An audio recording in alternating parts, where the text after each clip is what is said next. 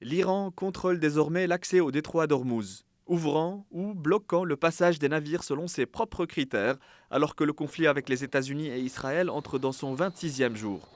Conséquence, le trafic maritime s'effondre. Entre le 1er et le 24 mars, seulement 149 traversées de transporteurs de marchandises ont été enregistrées selon la société Kepler, une chute de 95% par rapport à une période normale. Dans le détroit, les flux sont désormais très limités. On y trouve principalement des navires iraniens ainsi que quelques cargos grecs, chinois, indiens, pakistanais ou syriens, souvent liés à des réseaux déjà sous sanctions occidentales.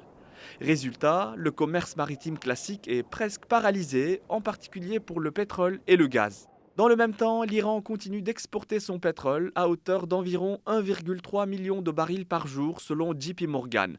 Ces exportations sont principalement dirigées vers l'Asie, notamment la Chine, en contournant partiellement les sanctions.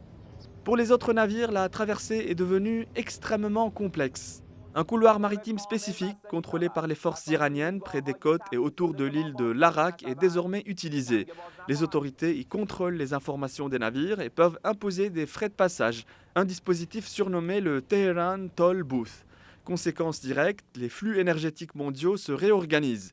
Des cargaisons, initialement destinées à l'Europe, sont redirigées vers l'Asie où la demande est en forte hausse.